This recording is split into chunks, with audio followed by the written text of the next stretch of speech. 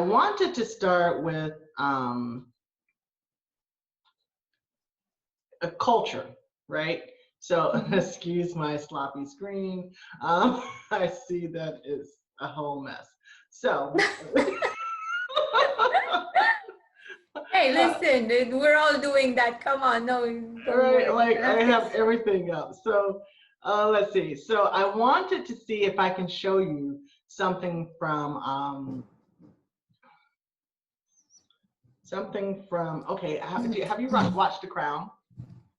The Crown, as the, like the series The Crown with the Queen of England. Yes, yes. I've watched a few, but then I've lost interest because I was like, Okay. yeah, not for me.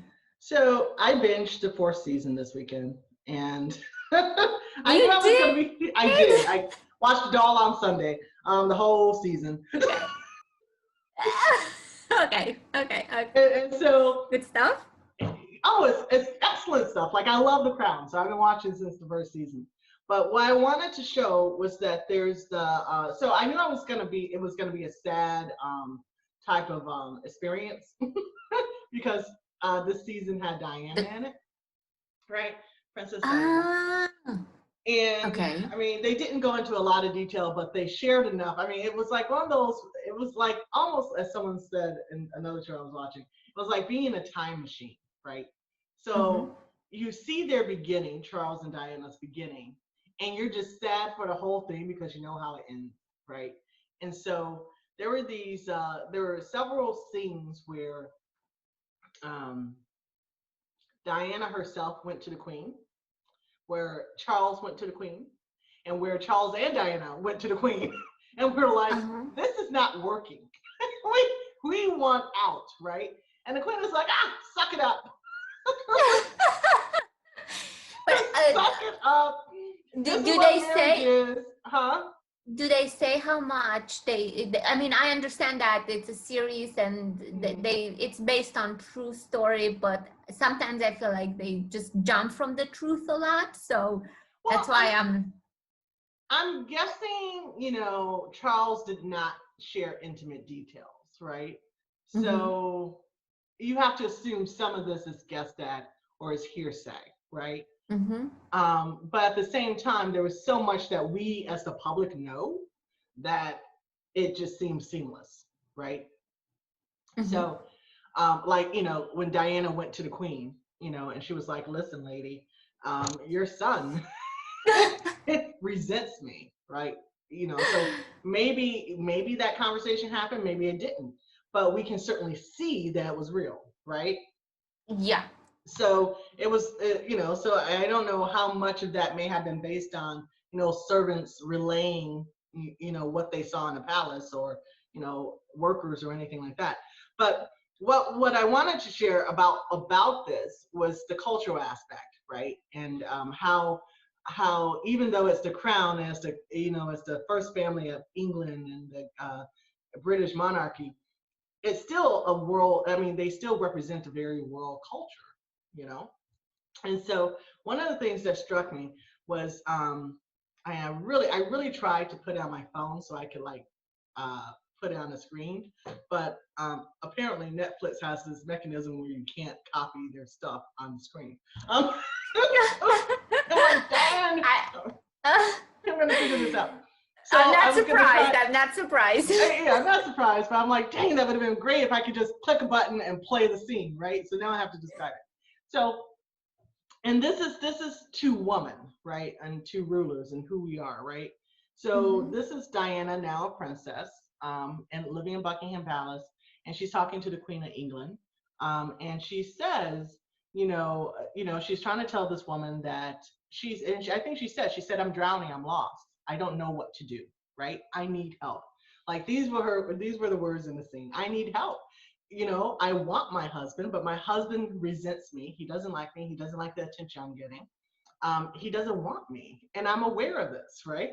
And so the Queen automatically responds. She said, so what? Are you saying it's my fault because of the way I raised him? I'm a bad mother? What? So it completely went left, right? And so the Queen was like, listen, I know Charles is difficult, but sitting here talking about him isn't going to make anything better. And she said, we can go further later. And she just got up and she started to leave. And Diana jumped in front of her and she said, please don't dismiss me. And she goes, she said, all I want is your love. She said, all any of us wants is your love. And she hugs the queen, and the queen stands like this, like, oh my gosh, this woman is touching me. Why is she touching me? And she stands just like this until Diana lets her go, right? Mm-hmm. And there's a doorman, because she had rang her bell, so a doorman came in, or a footman had come in. And he was standing there looking awkwardly at the scene, which is why I say I don't know how much of this is reported by people who worked in the palace, right? Because I'm sure the queen is not talking about how she rejected Diana when Diana came, groveling to her, So for sure. Yeah. So the line that Diana said is that this is all any of us wants from you, which struck at the heart of me, but also it sort of strikes at the heart of the study, right? When we think about women, relationships, and who we are, right? And going on the idea of, like, if we just grab Sarah and what we learned about Sarah and her name meaning, right? Sarah meaning ruler and princess and so forth. And the knowledge that, man and woman, Adam and Eve, were created to be basically co-managers, co-leaders, co-rulers of the earth, right? In a very equal state. And so, that's what we know knowledge base from the Bible, right? But when we look at the culture, how are men and women treated culturally? And in a very real, what we would consider real life aspect. And I thought it was very striking that, throughout the crown, throughout the whole history of the crown, Prince Philip, or the Duke of whoever he is, yeah, has something told like his that. wife, I said something like that. Who something knows? like that. He said at least once a season, if not more often, and he said it in this season, that is striking, like it's so striking how little you are aware of yourself, or how unself-aware you are as a person, right? And like that line or that sentiment is basically who she is, right? The Queen of England, became queen at the age of 25, but she became a royal when she was preteen or something, when her uncle abdicated. So she's been raised in this false world, right? Of, her own importance, importance as a symbol, but not as a person. Let me say that. And she's very much aware that the symbol of who she is has more importance and more value than the person of who she is. And so when Diana is in this scene saying, all your family wants from you is love. We just need to be nurtured by you. We just want to come to you for counsel. We just want to be guided by you, and you can't even see us, right? And the queen standing there blabbering, like she's just like, it's like she does not compute, it was like she was going into a breakdown, because she's like, this woman touched me. Why did she touch me, right? And I think Diana had William by now. So Diana's in the house, has a child, and the queen was flabbergasted that she had touched her to hug her, right? And so the next scene is the queen talking to her mother, her sister, and her daughter. And she was like, oh my gosh, Diana hugged me. And she goes, well, maybe this is what the world needs, right? Maybe the world needs a personality like her, but I just hope she doesn't touch me again. Like, that was her sentiment. And it's flabbergasting, right? It's like one of those things where the culture of womanhood, and I'm not saying that, all women are like this, right? But I think that what was very striking in this season was that Margaret Thatcher was in the season also. So we have Diana polarizing, we have the Queen of England, just very sad figure, and Margaret Thatcher, who just completely pissed me off. So Margaret Thatcher had this animosity towards all women. She just thought women were weak and they didn't deserve to be in leadership roles and all this stuff, right? And so I had never really studied up on Margaret Thatcher, but I mean, she was so off-putting. Like her character, her personality, everything was very off-putting. Um, and her and the Queen clash, and the Queen, but the Queen also, Margaret had a favorite son. She had two children, and she called her son her favorite, right? So getting back into rulers and their favorites, right? So her son got lost in the desert on some type of event, and Margaret basically stopped running the Great Britain to find her son. And in an audience with the Queen, she said, my favorite son is missing. And the Queen's like, your favorite? What do you mean your favorite? How do you have a favorite? and Margaret's like, every honest parent has a favorite. And so the Queen again is flabbergasted because she's like, how can it be that you can have a favorite child? I don't understand this. And so she goes to her husband, and this is where he tells her that she has no self-awareness, right? And he says, well, of course we have a favorite. He goes, are you asking me about my favorite or your favorite? And she goes, we do not have a favorite. You do not have a favorite. I do not have a favorite. And goes, oh no, everyone knows who your favorite is. How can you not know? And so she goes on this campaign where she starts inviting her children one by one. She has 4 to these audiences, and each of the children call their father afterwards, like, what's wrong with mom? Why does she want to see us? Like, so basically, long story longer, is that the Queen, even though she was a wife, a mother, a grandmother, a woman, I should have said that first, a woman, and a ruler, she only identified as a ruler, which is very stunning to me. In earlier episodes, she tried to identify it as a wife first. And then, that's when, we see that Philip was cheating and he wasn't being true. And she decided, well, I can't be both your wife and your ruler, so I'm going to be your ruler, right? Oh yeah, that scene was boss. I was like, no, but okay. I haven't really watched this show necessarily, but I know I watched quite a little bit in the beginning, just a couple of episodes. So I got to the point where she got to be Queen, crowned, and the ceremony. I guess it was the first ceremony that was televised, and it was a high importance, and this, that, and the other. And in the beginning, they were talking about basically how the episode was saying how she was to be prepared, but like I don't know if you remember, like she didn't necessarily learn much about like geography, history, current events, because she was prepared to how to behave to be a queen and a princess, but not necessarily educated. And she wasn't, she wasn't supposed to be a real ruler. She was just supposed to be a face or a symbol.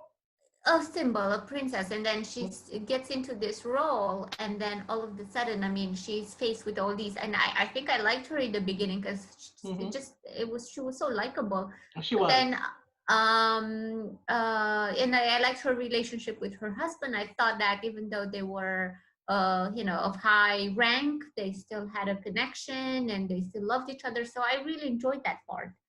But I guess it sounds like they're falling apart along the way. No, but, or like kind of like not falling apart, but like having their difficulties along the way, to put it like that. But what I'd like just to say what I liked, it was, I mean, what it jumped to me was that during the coronation episode and everything like that, there was a mention somewhere, and I don't remember exactly, but basically saying that if you are crowned and you become the king or the queen, it's like you're getting godlike status. And that for me just said it all. It's like, okay, godlike status, that's just going to mess up your entire brain. You're going to change. You're going to forget that you're human. And then I stopped watching.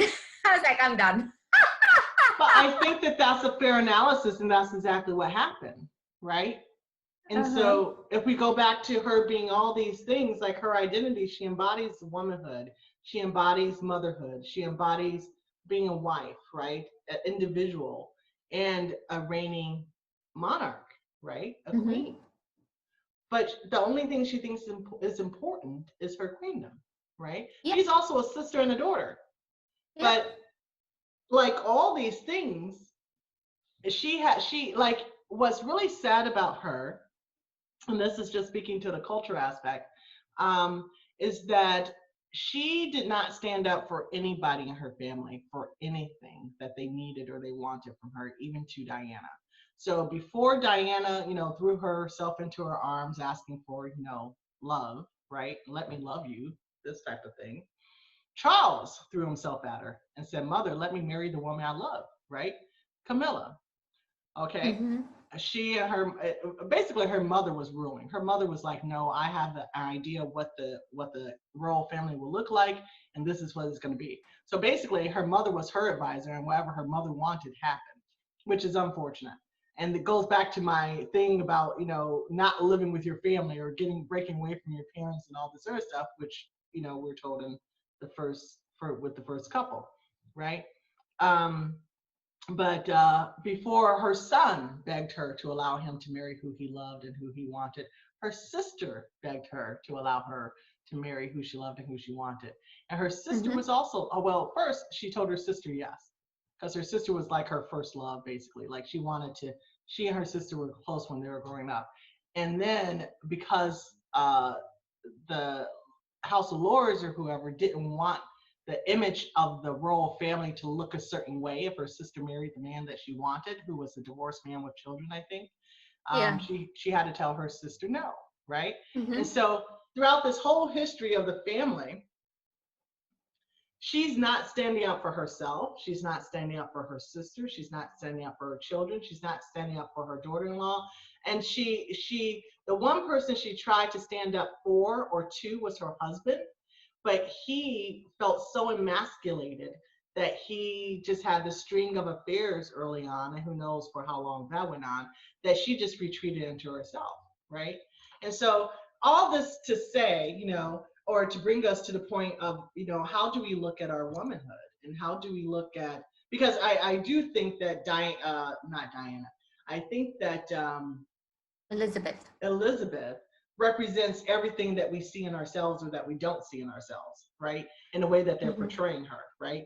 Essentially, she's just a woman, right? But she has all these attachments to her womanhood that she can't even see that she's simply just a woman. And that's all anybody wants her to be, right? Yep. And I think that Yes. that's who we are. But I think, yeah, indeed. And I think she also very much, I don't know, I mean, okay, so I understand this anointing yourself as queen and king, and this is just like so, you know, very earth-like habit because they don't have blue blood, they just have red blood like we do. So, but whatever, they want that status and they anointed themselves as kings and queens, and well, you have a royal house and a royal family, fine, keep it, whatever. I'm not going to interfere with that. But what, like, I feel like in all this, what you, like you said, she had so many roles, and the only thing that she cared about, it was the queen one, which is actually a lot man-made and handmade,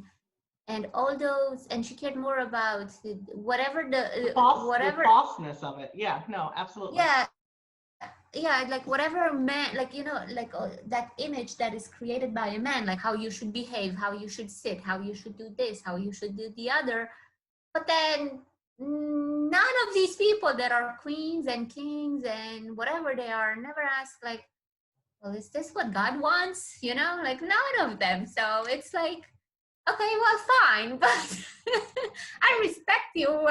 That's out of the respect and everything towards you. But it's just an interesting dynamic. It's an interesting thing to watch, especially when you know that the value of the entire thing is not in that, and it's not there. But it's entertaining.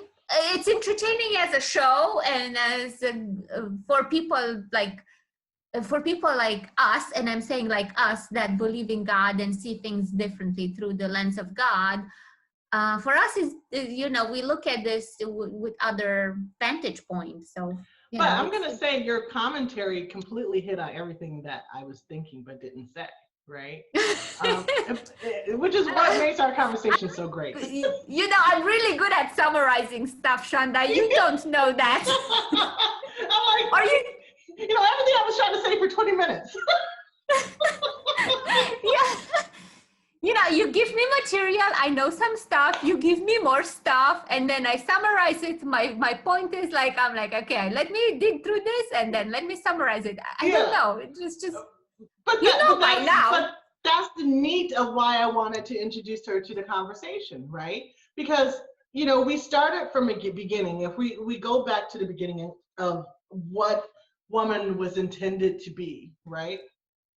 And how she was created, to what the world is sort of fawning over, right? Being the Queen of England and her family, right? Like they're held on this pedestal, and you know, as you know, what the ideal family, or you know, things to aspire to, or royalty to aspire to, or we all want to be kings, queens, kings, princes, and princesses, and all this other stuff. But yet, when you pull away all that, all the pageantry, all the, you know, the staunting, all the, you know, what's that, glimmer, golden glimmer, all this other stuff, you can just get simple people who don't know how to be a man and a woman, right? Even to Charles, it's like I'm watching this whole season, and I'm just like, when are you gonna man up? But we know he didn't man up until what, his 60s, when he was like, I'm gonna marry Camilla because I'm going to. You know, after wanting this woman for 50 years or whatever, you know, finally he marries her. I'm like, good for you. But did you notice how much? I mean, this is just a repeat, like this is a story on repeat, because we see this from the Bible. You know, like everything that's happening in the Bible, it's still repeating itself in real life today. So it's like when I tell my friends, I'm like, there's nothing new under the sun, you know, nothing, and they're laughing at me, and I'm like, okay, but you know, and then I send them stuff, and it's like, look, this is about friendship. There's nothing new under the sun about friendship. It's all in the Bible. Just look it up. It's right there. So it's like the same with, you know, with the marriage, when, you know, when you are trying to, you know, push your son into a direction that he doesn't want to, you know, all of a sudden you just have a cascade of errors that just flows through generations, and that's what we see with that family. But also, it's, I don't know, it's just very interesting to me that one line just catches me. She said, you know, I just want your love, and that's all any of us really want. And so one of the words that I didn't get into the slides was breath, which is, I believe the Hebrew is ruah or ruash, ruash or sch. And what story is this? This is just the word breath. Sorry, I'm losing my breath. So take it back to the beginning, right? The idea of woman being nurturer, you know, the idea of woman being a creator of life, the vessel of life, the tunnel and the thoroughfare of life, you know, it all begins with the word breath, basically, which is the can be translated as spirit, or breath of life, right? And so, and just thinking about basically how we can get to today's age where we are, and I want to say I was also looking at some cultural commentary about females, just the word female. I came across this here, I'll see if I can WhatsApp it to you. When men say females, it drives me insane. And so the original post was, what's something that isn't misogynistic but feels misogynistic to you? And so that person responded, when men say females, it drives me insane. And so the person who posted this says, because it is misogynistic, PSA, female is the sex of an organism or the part of an organism that produces non-mobile ova, egg cells. A woman is a human being whose womanhood has nothing to do with reproductive organs. 5. Uh-huh. And I'm like, how does womanhood have nothing to do with reproductive organs? Like, how did we get so far away from being who we are, right? Let me hold on, because I'm like lost. What female is the sex of an organism as a part of an organism that produces non-mobile ova, egg cell? What's a non-mobile ova? I have no idea. I'm guessing eggs like, that sit in the fallopian tubes. I haven't heard it said that non-mobile, like my eggs are non-mobile. Okay. Because Wow. I guess the sperm chases the egg. I don't know, and the egg just sits there. I'm not sure what she meant. Who's coming up with this language? A woman is a human being whose womanhood has nothing to do with reproductive. What so my womanhood has nothing to do with my reproductive organs? But like, isn't that what was making me a woman? This is what I'm saying. So look at this. Over 12,000 people like that at the point that I copied this. And the comments are like, yeah, say it, sister. Yeah, these misogynistic men, and how dare them call me a female. I'm like, I'm flabbergasted. You know, I mean, this is really weird to me, and I'm going to say this no matter what. And then if somebody throws me in the bus, under the bus, no matter what, I don't care.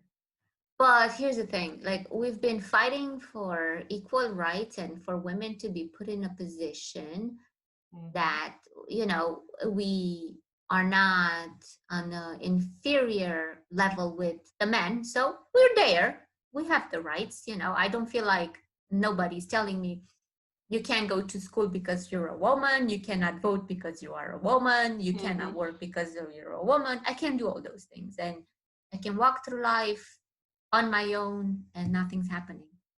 But now we're going a step further, and we're pushing the things to a place where we are completely disregarding our womanhood and making it sound something that, you know, like, you're disattaching my reproductive system from my womanhood and you're ripping it out, and all of a sudden anybody can be a woman, so a man can be a woman. So why exactly did we fight for our womanhood now to hand it back on a platter to men? Exactly. I mean, you know, like, we're gonna honor men as women over women being women, which is crazy. Right. After all this struggle, I mean, I understand that you have a certain behavior and you want to do certain things, you know, go for it.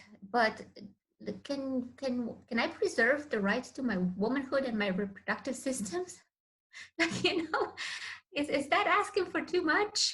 Apparently, you know, it's like I don't care if you go out there and you want to wear high heels and shoes and you're a man, you know, that's your choice. But that doesn't mean that I need to forsake my own womanhood. I don't have to nullify my womanhood and my reproductive systems for you to feel better. Comfortable in shoes, right? In your dress, yeah, yes. You know, yeah, you can do whatever you want, sweetie, but just leave my womanhood alone. Leave my womb be. You know, it's like, and then I feel the exact same way. I don't get it. And it's like, then it's like no longer makes sense for us to discuss, like, it's like we're completely nullifying everything. So I mean, nothing has any meaning, you know. Everything loses meaning, exactly. Everything. It really does. And I would just say, so my response to this, which was not very popular, and mind you, go figure. But this page is called Phenomenal for Phenomenal Women, right? So it's a women's page celebrating womanhood. So I was completely stunned to see this comment, right? Or to see this post saying that womanhood had nothing to do with reproductive organs. And I was like, but the distinct difference between men and women are our reproductive organs. Without this distinction, we would be genderless beings. We don't have to hate who we are simply because some men don't know how to recognize greatness in the nuances of God's creation, right? Well, you're the outlier and nobody's going to like you, so that's not popular of my opinion. life. You know, you don't have a popular opinion, you know. I mean, don't. I never do. But that's okay. Don't worry about it. I think it's okay too. I'm fine. But I think you know, that goes to the heart of, so say for instance, it's interesting for me to see how we've gotten to a point, one, where men can be women and women can be men, but women can't be women, but men can still be men, right? Yes, true that. Yeah, That's so true. I'm gonna have to remember I said that. Because no one's taking away men's testes and saying, "Hey, my testes and my penis doesn't mean I'm a man." What? That's what they fight for. Like their bravado is based on their manhood, their little actual penis, you know? So it's like, Yeah. but we can't have the same amount of pride or understanding or self-acceptance for our ovaries or, you know, our womb or our breasts or lack. We allow our territory to be way more invaded and violated than we should. We absolutely do. We absolutely do. And it's very unfortunate.